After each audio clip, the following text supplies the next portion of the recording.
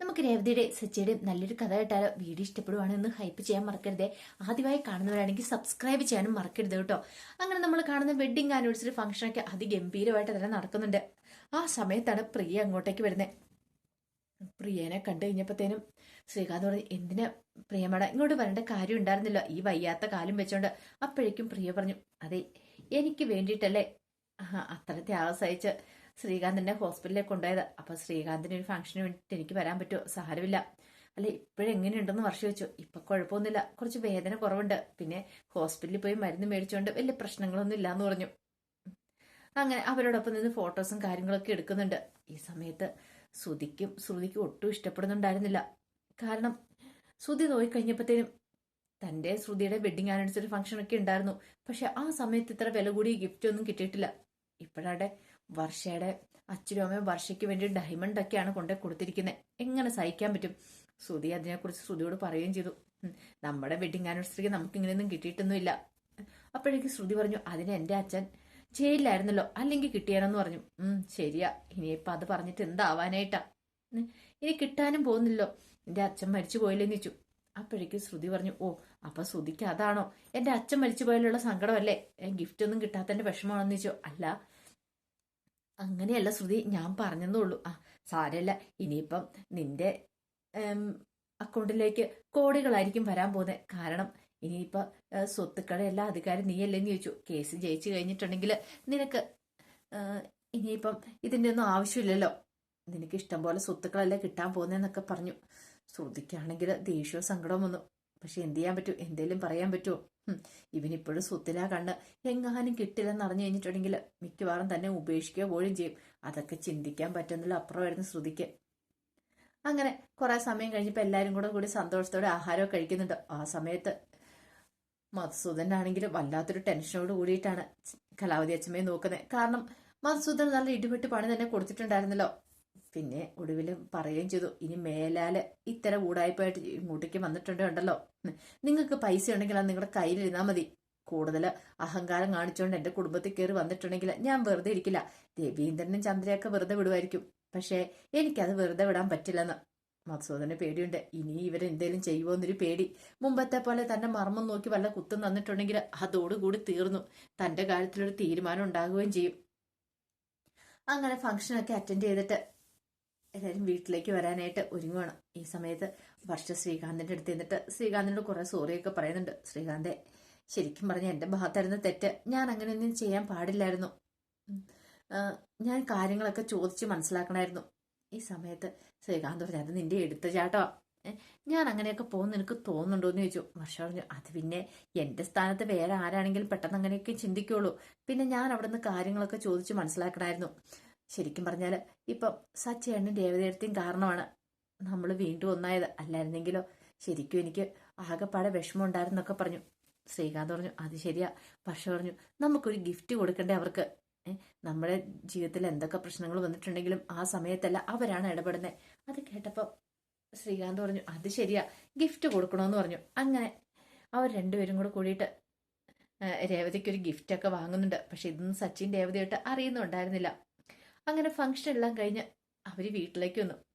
വീട്ടിലേക്ക് വന്നു കഴിഞ്ഞപ്പോഴത്തേനും ചന്ദ്രമതി പറഞ്ഞു, ഓ എന്താണെന്നറിയില്ല, എന്റെ കാലിനൊക്കെ നല്ല വേദനയുണ്ട്, കുറെ ദിവസങ്ങൾ കൂടി ഡാൻസ് ചെയ്യുന്നോണ്ടാന്ന് തോന്നേ. രവീന്ദ്രൻ പറഞ്ഞു, അല്ല നീ വലിയ ഡാൻസുകാരിയല്ലേ, നീ പ്രാക്ടീസ് ചെയ്യുന്നുണ്ടെന്നൊക്കെ പറഞ്ഞിട്ട്, ഓ എന്റെ രവിയേട്ടാ എന്നും പറഞ്ഞോണ്ട് ഞാൻ ഇത്രയൊന്നും കളിക്കാറൊന്നും ഇല്ലല്ലോ, പക്ഷെ എന്റെ ഡാൻസ് ഒക്കെ എല്ലാവർക്കും ഇഷ്ടപ്പെട്ടല്ലേന്ന് ചോദിച്ചു. അപ്പോഴേക്കും രവീന്ദ്രൻ പറഞ്ഞു, അത് പിന്നെ പറയാനുണ്ടോ, നല്ല അടിപൊളിയായിട്ടല്ലേ നീ ഡാൻസ് കളിച്ചെന്ന് ചോദിച്ചു. അത് കേട്ട് കഴിഞ്ഞപ്പോ ചന്ദ്രമതിക്ക് ഇത്തിരി സമാധാനമായി. അപ്പോഴേക്കുമാണ് വർഷ ശ്രീകാന്തും കൂടെ വരുന്നത്. വർഷ ശ്രീകാന്തും കൂടെ വന്നിട്ട് രേവതിയൊക്കെ വിളിക്കുവാണ്. ഈ സമയത്ത് ശ്രുതി എല്ലാരും കൂടെ അങ്ങോട്ട് വന്നു. രേവതി വന്നിട്ട് ചോദിച്ചു, എന്താ വർഷേ, എന്താ വിളിച്ചെന്നൊക്കെ ചോദിച്ചു. അതെ, ഞങ്ങള് രേവതി അടുത്തേക്ക് വേണ്ടിയിട്ട് ഒരു ഗിഫ്റ്റ് വാങ്ങിയിട്ടുണ്ടെന്ന് പറഞ്ഞു. ഗിഫ്റ്റോ? അതെ, ഒരു ഗിഫ്റ്റ് വാങ്ങിയിട്ടുണ്ടെന്ന് പറഞ്ഞു. അത് കേട്ടപ്പോ ചന്ദ്രമതിയുടെ മുഖമൊക്കെ അങ്ങോട്ട് മാറി. അപ്പോഴേക്ക് ശ്രുതി പറഞ്ഞു, അതിന്റെ ഗിഫ്റ്റ് എന്തിനാ ഇവർക്ക് കൊടുക്കണേ? നിങ്ങളുടെ എല്ലായിരുന്നു വെഡിങ് ആനിവേഴ്സറി, നിങ്ങൾക്കല്ലായിരുന്നു ഗിഫ്റ്റ് തരണ്ടേ, അതിന് ഇവർക്ക് ഗിഫ്റ്റ് കൊടുക്കേണ്ട കാര്യം എന്താന്ന് ചോദിച്ചു. അത് കേട്ടപ്പത്തിനും വർഷ പറഞ്ഞു, ശരിയാ സമ്മതിച്ചു, പക്ഷേ ഞങ്ങളുടെ ജീവിതത്തില് ഞങ്ങളുടെ ചില പ്രധാനപ്പെട്ട കാര്യങ്ങളൊക്കെ നടക്കുന്ന സമയത്ത് രേവതിയടുത്ത് എപ്പോഴും ഉണ്ടാവും. ഞങ്ങളുടെ കല്യാണം നടക്കാൻ തന്നെ കാരണം രേവതിയടുത്തെയാണ്. പിന്നെ അത് മാത്രമല്ല ഇപ്പൊ ഇങ്ങനെ ഈ ഫംഗ്ഷൻ അതിഗംഭീരമായിട്ട് നടന്നിട്ടുണ്ടെങ്കിൽ അതിന്റെ പിന്നിലും രേവതിയടുത്തേക്ക് സച്ചേട്ടനും ഫംഗ്ഷൻ അവർക്ക് രണ്ടുപേർക്കും പങ്കുണ്ട്. അപ്പൊ പിന്നെ അവർക്കൊരു ഗിഫ്റ്റ് കൊടുക്കണ്ടേന്ന് ചോദിച്ചു. ആ സമയം ചന്ദ്രമതി ചോദിച്ചു, അതിന് ഇവളെന്താ ചെയ്തേ? ഇവളതിന് എന്തെങ്കിലും ചെയ്തോന്ന് ചോദിച്ചു. അപ്പോഴേക്കും ശ്രീകാന്ത് പറഞ്ഞു, അത് പിന്നെ രേവതിയടുത്തെയാണല്ലോ വർഷയെ പോയി കൂട്ടിക്കൊണ്ടുവന്ന്. പിന്നെ അത് മാത്രമല്ല ഫംഗ്ഷൻ നടക്കുന്ന ഹാളും കാര്യങ്ങളൊക്കെ നല്ല അതിഗംഭീരമായിട്ട് അലങ്കരിക്കുകയൊക്കെ ചെയ്ത് രേവതിയടുത്തിയ. അപ്പൊ അതുകൊണ്ട് ആ ഗിഫ്റ്റ് കൊടുക്കണമെന്ന് പറഞ്ഞു. അല്ലാതെ പിണങ്ങിപ്പോയ കാര്യമോ അതിനെക്കുറിച്ചൊന്നും പറഞ്ഞില്ല. ഇനി അത് പറയാൻ പോയിട്ടുണ്ടെങ്കിൽ അതിന് വിസ്തീർണം കൊടുക്കണം. പിന്നെ അത് വീണ്ടും പ്രശ്നമോ, വെറുതെ എന്തിനാ ഒരു പ്രശ്നം ഉണ്ടാക്കണേന്ന് കരുതിയിട്ടാണ് അതിനെക്കുറിച്ചൊന്നും കൂടുതലായിട്ട് പറയാതിരുന്നേ. അപ്പോഴേക്കും രേവതി പറഞ്ഞു, അതെ ഞാൻ എന്താണെങ്കിലും ഗിഫ്റ്റ് ഒന്നും പ്രതീക്ഷിച്ചല്ല പക്ഷെ ഇതൊക്കെ ചെയ്തേ. നമ്മുടെ കുടുംബത്തിലെ ഒരാളുടെ കാര്യങ്ങള് അപ്പൊ അത് അതിഗംഭീരമായിട്ട് നടത്തണം തന്നെ എനിക്കുണ്ടായിരുന്നു. അതുകൊണ്ടാണ് ഞാനിതൊക്കെ ചെയ്തതെന്ന് പറഞ്ഞു. ശ്രീകാന്ത് പറഞ്ഞു, അതെന്തോ ആയിക്കോട്ടെ, എന്താണ് ഞങ്ങളുടെ ഈ ഗിഫ്റ്റ് മേടിച്ചാൽ മതിയാവുള്ളെന്ന് പറഞ്ഞു. അങ്ങനെ ഒരു ഗിഫ്റ്റ് അങ്ങോട്ട് കൊടുക്കുകയാണ്. ആ സമയത്ത് ശ്രുതിനെ ഒന്ന് നോക്കി, ഒട്ടും ഇഷ്ടപ്പെടാത്ത മട്ടിൽ. കണ്ടില്ലേ ഇത്ര ആയിക്കോട്ടെ, നമുക്ക് എന്തെങ്കിലും തരുന്നുണ്ടോ എന്നൊക്കെയൊരു ചിന്തയായിരുന്നു അവിടെ മനസ്സിൽ. അങ്ങനെ ഒടുവില് രേവതി ആ ഗിഫ്റ്റ് പൊട്ടിക്കുകയാണ്. ഗിഫ്റ്റ് പൊട്ടിച്ച് ചെയ്യുമ്പോഴത്തേനും അതിനകത്തൊരു മൊബൈൽ ഫോണ്. ഇതെന്തിനാ പക്ഷേ എനിക്ക് ഈ ഫോണിന്റെ ഒന്നും ആവശ്യമില്ലെന്ന് പറഞ്ഞു. വേണം, രേവതി അടുത്തേക്ക് ഒരു സ്മാർട്ട് ഫോൺ വേണം. ഞാനത് മുമ്പ് തൊട്ട് കരുതിയിരുന്ന രേവതി അടുത്തേക്ക് ഇത്ര നല്ല ഫോണും കാര്യങ്ങളൊന്നും ഇല്ലല്ലോ. മുമ്പ് ഒരാഴ്ച അച്ഛമ്മയുടെ പിറന്നാൾ വന്ന സമയത്ത് രേവതിക്ക് വീഡിയോ പിടിക്കാനായിട്ട് ഫോണില്ലാന്നിട്ട് രേവതി രേവുവിന്റെ ഫോൺ വാങ്ങിച്ചാണ് വീഡിയോസും കാര്യങ്ങളൊക്കെ പിടിച്ചത്. അതൊക്കെ വർഷയ്ക്ക് അറിയാവുന്ന കാര്യമാണ്. അപ്പൊ അതുകൊണ്ടാണ് രേവതിക്ക് ഉപകാരപ്രദമായ ഒരു സാധനം ഫോൺ വാങ്ങിയത്. ഈ സമയത്ത് ചന്ദ്രമതി ചോദിച്ചു, പൂ കെട്ടാൻ പോകുന്നവൾക്ക് ഇത്ര നല്ല ഫോണോ? ഇതെന്താ ഇവള് ഫോണും വെച്ചിട്ടാണോ പൂ കെട്ടുന്നതെന്നൊക്കെ ചോദിച്ച് രേവതി ഇങ്ങനെ കളിയാക്കുവാണ്. അപ്പോഴേക്കും വർഷ പറഞ്ഞു, അതെ ആന്റി, കളിയാക്കൊന്നും വേണ്ട രേവതി അടുത്ത് ഇപ്പൊ പൂകെട്ട് മാത്രമല്ല ചെയ്യുന്നേ, അറിയാലോ, മണ്ഡപങ്ങളൊക്കെ ഡെക്കറേറ്റ് ചെയ്യുന്നൊക്കെ ഉണ്ട്. അപ്പൊ പുതിയ പുതിയ ഐഡിയാസുകളൊക്കെ കിട്ടണമെങ്കിൽ സെർച്ച് ചെയ്യണമെങ്കിൽ രേവതി അടുത്തേക്ക് ഫോൺ നല്ലതാണ്. രേവതിയെ ഫോൺ തിരിച്ചു മറിച്ചൊക്കെ നോക്കുക. സച്ചിക്കും ഭയങ്കര സന്തോഷമായി. രേവതി പറഞ്ഞു, എന്നാലും പക്ഷേ ഇത്രയും വലിയ വില കൂടിയ സമ്മാനമൊന്നും എനിക്ക് വേണ്ടായിരുന്നു പറഞ്ഞു. അതിരിക്കട്ടെ രേവതി അടുത്തേക്ക് ഉപകാരപ്പെടുമെന്ന് പറഞ്ഞു.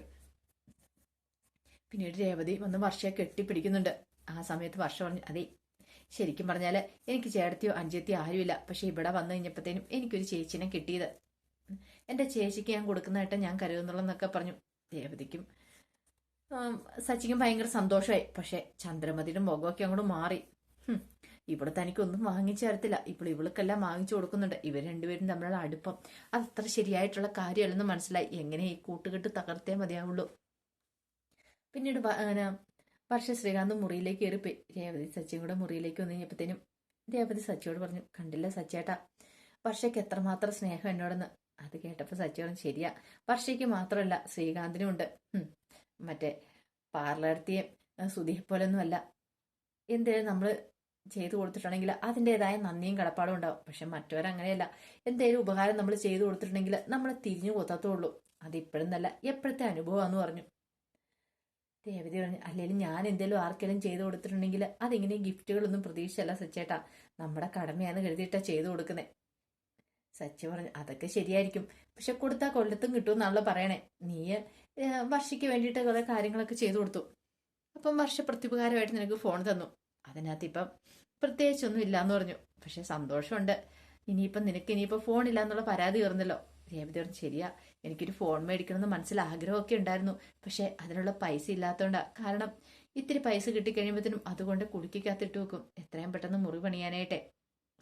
അത് കേട്ടപ്പോൾ സച്ചി പറഞ്ഞു, അത് ശരിയാ, ഞാനും പലവട്ടം ആലോചിച്ച കാര്യം നിനക്കൊരു ഫോൺ വേണം എന്നുള്ളത്. പക്ഷെ എന്ത് ചെയ്യാൻ പറ്റും, പൈസ കിട്ടിക്കഴിയുമ്പോഴത്തേനും അതിന് 100 ആവശ്യങ്ങളല്ലേ എന്ന് പറഞ്ഞു. ഈ സമയം ചന്ദ്രമതി മുറിയിൽ ചെന്നിട്ട് രവീന്ദ്രനോട് പറഞ്ഞു, അവൾക്ക് ഫോൺ വാങ്ങിച്ചോണ്ട് കൊടുത്തിരിക്കുന്നു. അവൾക്ക് തോന്നിയില്ലോ അവളുടെ അമ്മായിമ്മയ്ക്ക് ഒരു ഫോൺ വാങ്ങിച്ചു കൊടുക്കണമെന്ന്. ഇത് കേട്ട് കഴിഞ്ഞപ്പോഴത്തേനും രവീന്ദ്രൻ പറഞ്ഞു, അതിന് നിനക്ക് ഫോൺ ഉണ്ടല്ലോ ചന്ദ്രൻ. ഇതിപ്പോ എന്റെ പഴയ ഫോണല്ലേ എന്നിച്ചു. പഴയ ഫോണോ? അത്ര വലിയ പഴയതൊന്നും അല്ലല്ലോ എന്നൊക്കെ പറഞ്ഞുകൊണ്ട് രവീന്ദ്രൻ ചന്ദ്രമതി ശാസിക്കുന്നുണ്ട്. പക്ഷെ ചന്ദ്രമതിക്ക് ഒട്ടും അതങ്ങോട്ട് ഇഷ്ടപ്പെടുന്നുണ്ടായിരുന്നില്ല. അതുപോലെ തന്നെയായിരുന്നു ശ്രുതിക്കും ഒക്കെ. കാരണം ഇത്രയൊക്കെ ആയിട്ട് തങ്ങൾക്ക് വേണ്ടി ഒന്നും ചെയ്തു തരുന്നില്ല, എല്ലാം രേവതിക്കും സച്ചിക്കും കൊടുക്കുന്ന ഒരു ചിന്ത. അപ്പൊ അതിന്റെ കഥകളൊക്കെയാണ് നമ്മൾ കാണാനായിട്ട് പോകുന്നത്. ആ കഥകളൊക്കെ നമുക്ക് എല്ലാവർക്കും കാത്തിരിക്കാം കേട്ടോ. ഒരിക്കൽ കൂടി എല്ലാവർക്കും ശുഭദിനം നേർന്നുകൊണ്ട് നിർത്തുന്നു. നന്ദി.